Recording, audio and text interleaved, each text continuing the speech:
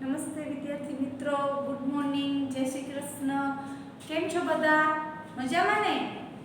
આપણે English ગ્રામરનો topic language function એટલે કે મેચિંગ ધ ફંક્શન્સ જે સેક્શન સી માં 3 માર્ક્સનું પૂછાય છે એમાં આપણે આગલા લેક્ચરમાં 1 થી 15 લેંગ્વેજ ફંક્શનનો અભ્યાસ કર્યો.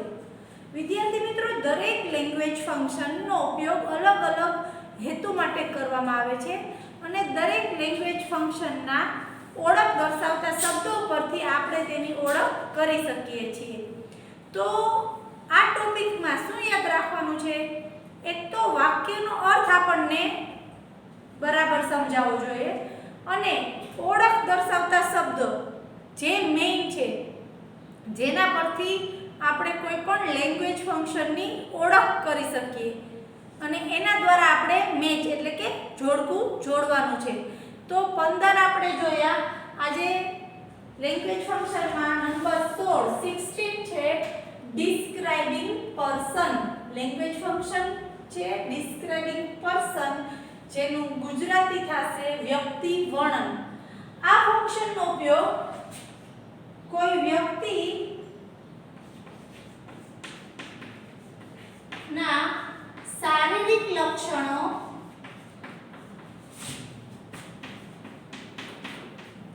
કે દેખાવનું વર્ણન કરવાનું છે.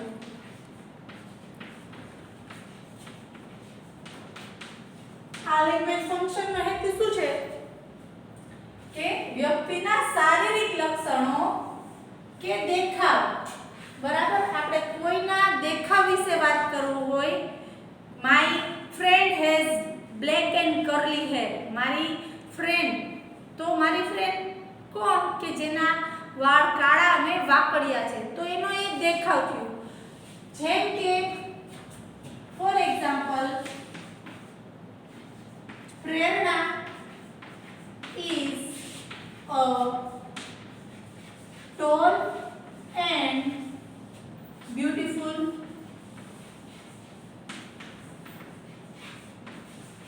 girl.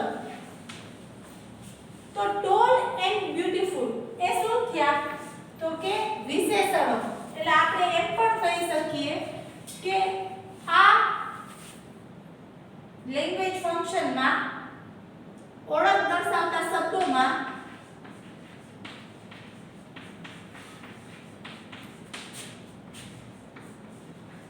વિશેષણનો ઉપયોગ વધારે થાય છે. કેનો? વિશેષણો. વિશેષણો એટલે કે એડજેક્ટિવ. કેવી છોકરી છે? તો કે સુંદર અને ઊંચી છોકરી. તો my uncle has broad shoulders. મારા કાકાના ખભા પહોળા છે. તો આપણે જે તે વ્યક્તિના દેખાવનું શારીરિક લક્ષણનું વર્ણન વિશેષણની મદદથી કરશું તો આ લેંગ્વેજ ફંક્શનનો ઉપયોગ થાય છે describing person. Next number 17 language function છે સીકિંગ ઇન્ફોર્મેશન એટલે કે માહિતી મેળવવી. કોઈ પણ પ્રકારની માહિતી મેળવવી હોય તો આપણે આ લેંગ્વેજ ફંક્શન એટલે કે સીકિંગ ઇન્ફોર્મેશનનો ઉપયોગ કરીએ છીએ. તો સૌથી પહેલી વસ્તુ તો કે માહિતી મેળવવી હોય તો આપણે શું કરીએ? પ્રશ્ન પૂછવાના છીએ. આપણે કોઈને કંઈ પૂછવું હોય તો આપણે કઈ વાક્ય રચનાનો ઉપયોગ કરશું? તો કે પ્રશ્નાર્થ પ્રકારની વાક્ય રચના. એક તો આયા શું હશે? આ લેંગ્વેજ ફંક્શનની ઓળખ પ્રશ્નાર્થ વાક્ય રચના હશે. બીજું, આ પ્રશ્નાર્થ વાક્ય રચના કોની મદદથી થઈ શકે? તો WH અને નોન WH. WH અથવા નોન WH પ્રશ્નાર્થ સૂચક શબ્દો.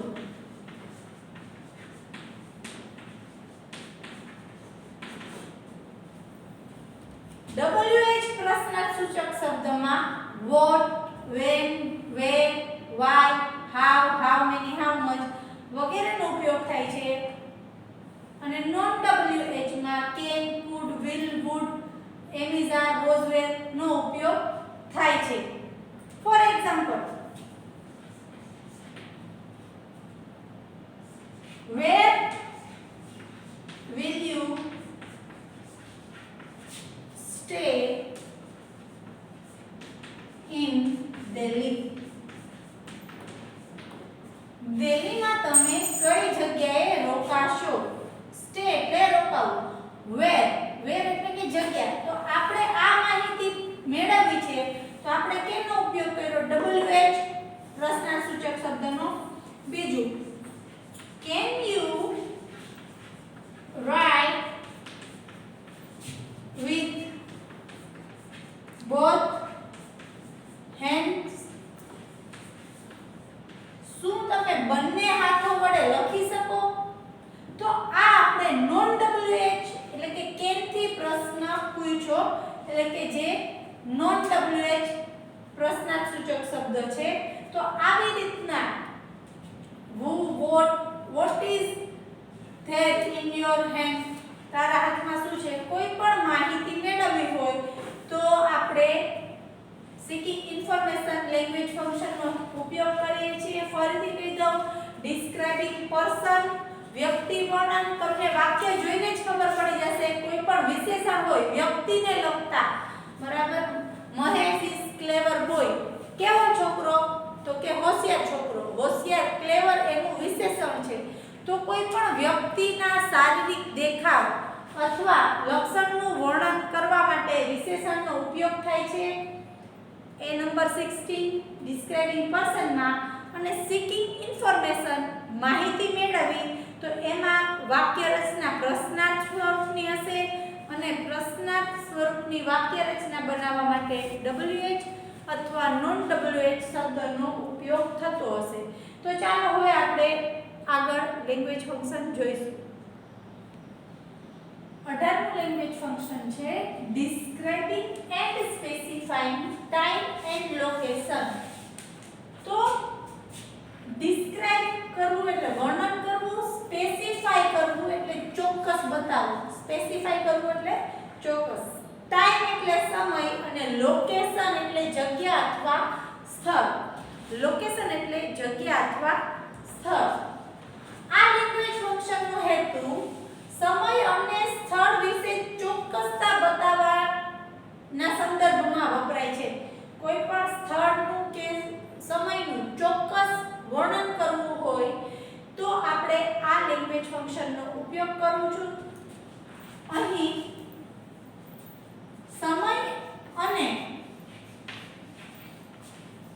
સ્થળની ચોક્કસતા દર્શાવતા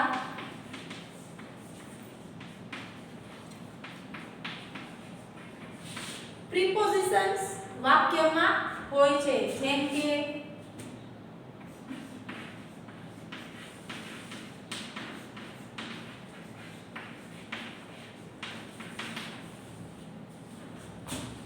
in, on, at, from, behind, near, by, beside. means સમય અને સ્થળના ચોક્કસતા દર્શાવતા પ્રિપોઝિશન્સ આ લેંગ્વેજ ફંક્શનના આઇડેન્ટિફિકેશન વર્ડ છે, ઓળખ દર્શાવતા શબ્દો છે. For example, Jaya reads her lesson from 5 am to 7 am. જયા તેના પાઠ વાંચે છે સવારે 5 થી 7, બરાબર. તો અહીં શું બતાવે છે? પહેલું ઉદાહરણ કે સમયની ચોક્કસતા બતાવે, સમયનું વર્ણન કર્યું. જયા ક્યારે પાઠ વાંચે છે? તો સવારે 5 થી 7 એના પાઠ વાંચે છે. તો ફ્રોમ પ્રિપોઝિશન આપણે આ સ્પેસિફાઈંગ ટાઈપનું વર્ણન કરે છે. બીજું એક ઉદાહરણ છે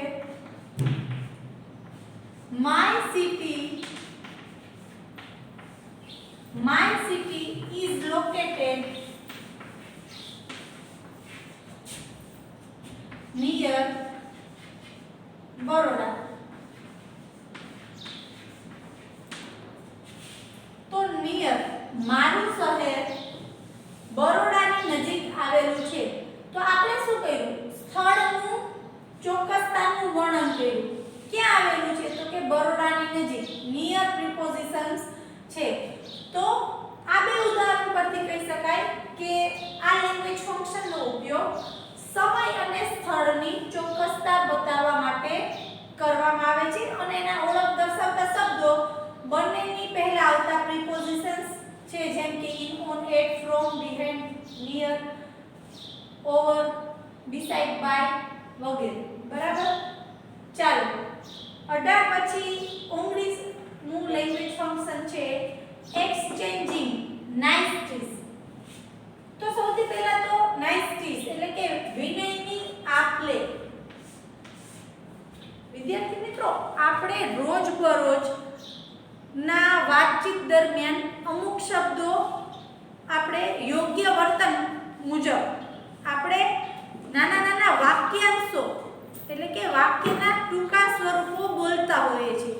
જેમ કે આપણાથી કોઈને કંઈ નુકસાન થઈ ગયું કે કોઈને દુઃખ લાગ્યું તો આપણે શું કહીએ છીએ? આઈ એમ સોરી. કોઈ આપણા ઘરે આવે છે તો આપણે શું કહીએ છીએ? વેલકમ. આપણે કોઈને હોસ્પિટલમાં ખબર કાઢવા જઈએ છીએ તો આપણે શું કહીએ છીએ? ગેટ વેલ સૂન. કોઈ આપણને થેન્ક યુ કહે છે તો આપણે શું કહીએ છીએ? You are welcome. તો આ બધું કોઈનો એક્ઝામમાં સારા માર્ક્સે પાસ થાય છે અથવા કોઈ બીજું સિદ્ધિ પ્રાપ્ત કરે છે તો આપણે એને શું કહીએ છીએ? Congratulation. Hi, hello, how are you? I am fine, thank you, I am sorry, best of luck, congratulation, well done. આ બધા નાઇસટીઝ કહેવાય. શું કહેવાય? નાઇસટી એટલે કે વિનયની આપ-લે. આપણે કોઈ પણ યોગ્ય વર્તન દર્શાવતા શબ્દો આપણે એકબીજાને કહીએ છીએ, આપ-લે કરીએ છીએ. કોઈ થેન્ક યુ કહે છે તો આપણે નો મેન્શન અથવા યુ આર વેલકમ કહીએ છીએ તો એને આપ-લે કરી કહેવાય. તો આ એક્સચેન્જિંગ નાઇસટીઝ લેંગ્વેજ ફંક્શનમાં તમે યોગ્ય વર્તન માટેના વાક્યાંશો દ્વારા વિનયની આપ-લે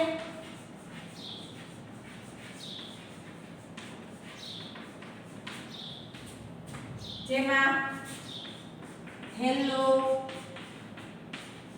હાવ are you, I am sorry, I am afraid,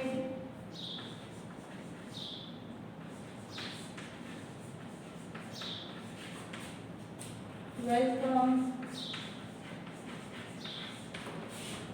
congratulations,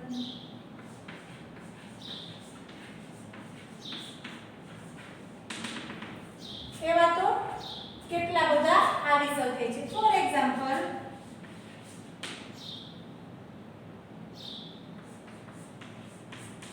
hello, I am Ram, how are you? Hello, I am Ram, how are you?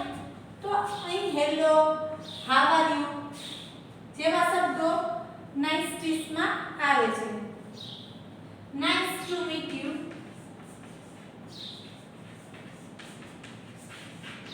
all my students,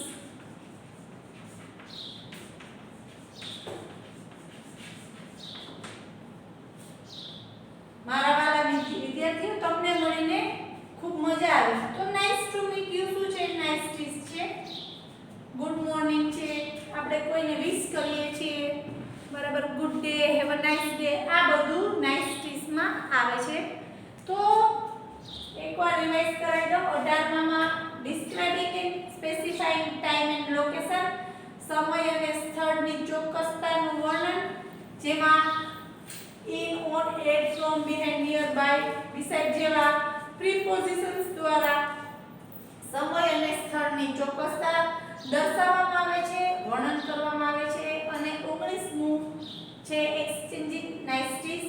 વ્યવહારમાં રોજબરોજમાં આપણે અમુક વાક્યાંશો યોગ્ય વર્તન દર્શાવતા આપણે ઉપયોગ કરતા હોય છે, જે બધામાં hello, how are you, I am fine, thank you, you are welcome, nice to meet you, best of luck, congratulations, આ બધા વિનય દર્શાવતા શબ્દોનો ઉપયોગ આ લેંગ્વેજ ફંક્શનમાં કરવામાં આવે છે. તો ચાલો હવે આગળ 20મું લેંગ્વેજ ફંક્શન જોઈશું. 20મું આપણું લેંગ્વેજ ફંક્શન છે ડિસ્ક્રાઇબિંગ ઓફ એક્શન, એટલે કાર્યનું વર્ણન. યાદ રાખજો, ડિસ્ક્રાઇબિંગ ઓફ એક્શન એટલે કે કાર્યનું વર્ણન. અને એક બીજું આપણું લેંગ્વેજ ફંક્શન હતું ડિસ્ક્રાઇબિંગ ફ્રીક્વન્સી ઓફ એક્શન. જો ફ્રીક્વન્સી આપી હોય તો એનો મતલબ કાર્ય કેટલી વાર થયું, જેમાં ever, never, almost, sometime, generally, rarely એનો ઉપયોગ ઈ ફ્રીક્વન્સીમાં છે. જ્યારે ડિસ્ક્રાઇબિંગ ઓફ એક્શન એટલે કાર્યનું વર્ણન કરવું. હવે કાર્યનું વર્ણન, આ લેંગ્વેજ ફંક્શનનો હેતુ કોઈ પણ કાર્યનું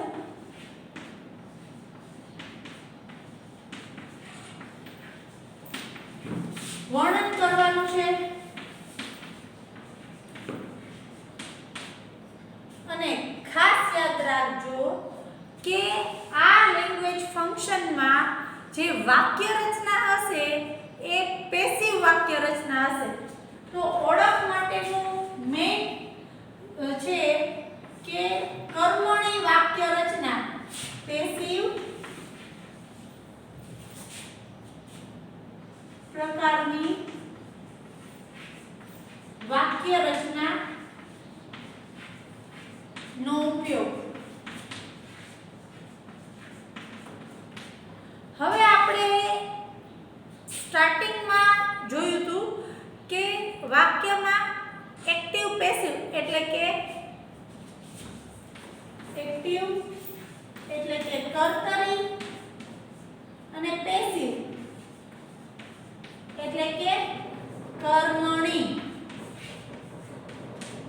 એક્ટિવ વાક્ય જેમાં કર્તરી એટલે કે કર્તા મુખ્ય છે, વાક્યની શરૂઆત કર્તાથી થાય છે. પેસિવ વાક્ય રચના કર્મણી એટલે કે વાક્યની શરૂઆત મુખ્ય સ્થાન કર્મનું હોય છે.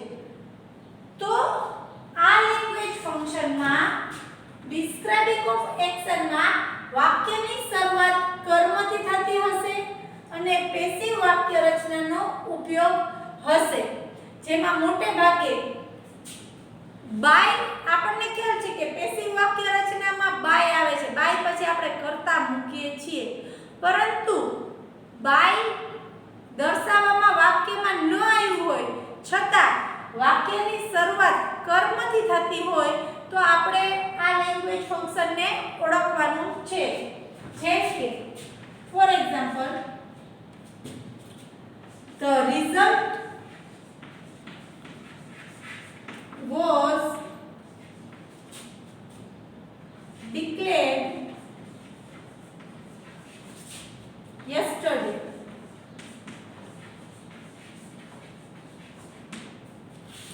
The result was declared yesterday. આનું ગુજરાતી શું થશે? પરિણામ જાહેર કરવામાં આવ્યું હતું. ગઈકાલે પરિણામ જાહેર કરવામાં આવ્યું હતું. વાક્યની શરૂઆત ધ રિઝલ્ટ થી થાય એટલે કે નિર્જીવ. તો રિઝલ્ટ એની મેળે તો જાહેર ન થાય, કોઈ દ્વારા કરવામાં આવે. અહીં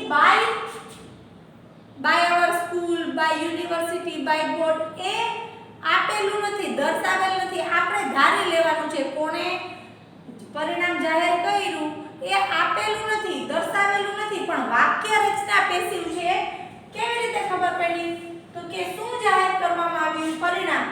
એ વાક્યની શરૂઆતમાં છે પેસિવ વાક્ય રચના છે was were વત્તા V3. આ શું છે વાક્યમાં V3 આપેલું છે. હજી એક વાક્ય જોઈએ. The decision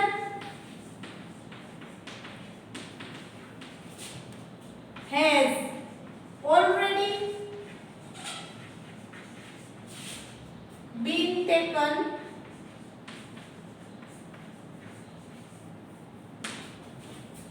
The decision has already been taken. નિર્ણય ક્યારનો લઈ લેવામાં આવ્યો છે. કોણે લીધો છે? કોના દ્વારા લેવામાં આવ્યો છે? બાય આપેલું નથી, પરંતુ આપણે જોઈ શકીએ છીએ વાક્યની શરૂઆત કર્મથી થાય છે the decision અને આપણને ખ્યાલ છે બી બીન બરાબર. આ બધા શેમાં વાક્યમાં આવે છે? તો કે પેસિવ વાક્ય રચનામાં આ આવે છે બરાબર. તો જ્યારે પણ વાક્યની શરૂઆત કોઈ કર્મથી થતી હોય અને બાય આપેલું હોય કે ના આપેલું હોય એ મહત્વનું નથી. ટેરરિસ્ટ્સ વેર કિલ્ડ બાય અવર સોલ્જર્સ. તો આપણને ખબર છે કે આતંકવાદીઓ આપણા સૈનિકો દ્વારા મારી નાખવામાં આવ્યા. પણ કદાચ બાય પછી કોઈ કરતા આપેલો ન હોય પણ વાક્યની પદ્ધતિ આપણે જોઈ શકીએ કે એની વાક્ય રચના જો કર્મણી હોય પેસિવ હોય તો આપણે ડિસ્ક્રાઇબિંગ ઓફ એક્શન એટલે કે કાર્યનું વર્ણન એ લેંગ્વેજ ફંક્શનને ઓળખવાનું છે. ફરી એકવાર સમજાવી દઉં. ડિસ્ક્રાઇબિંગ જો ફ્રીક્વન્સી નથી, અહીં ડિસ્ક્રાઇબિંગ ફ્રીક્વન્સી ઓફ એક્શન નથી. ફ્રીક્વન્સી હોય તો આપણે ઓલા શબ્દો જોવાના ઓફન, રેરલી, સમટાઇમ્સ, ઓલવેઝ જે કાર્ય કેટલી વાર થયું તે બતાવતા હતા. અને ખાલી ડિસ્ક્રાઇબિંગ ઓફ એક્શન હોય તો એ લેંગ્વેજ ફંક્શન માં એક જ વસ્તુ યાદ રાખવાની કે વાક્ય રચના પેસિવ વોઇસ એટલે કે કર્મણી હોય અને જેમાં વાક્યની શરૂઆત કર્મથી થતી હોય. કર્મ આગળના મુખ્ય સ્થાને આપેલું હોય. તો વિદ્યાર્થી મિત્રો આપણે આજે 20 સુધી લેંગ્વેજ ફંક્શનનો અભ્યાસ કર્યો. આવતીકાલના લેક્ચરમાં 21 થી 25 છેલ્લા આપણે લેંગ્વેજ ફંક્શનનો અભ્યાસ કરશું. તમે દરેક લેંગ્વેજ ફંક્શનનો ઉપયોગ અને સાથે સાથે તેના ઓળખ દર્શાવતા શબ્દો યાદ રાખતા જાશો તો જે આપણે ક્વેશ્ચન પૂછાય છે મેચિંગ ધ ફંક્શન એમાં સરળતાથી તમે માર્ક્સ મેળવી શકશો. આભાર.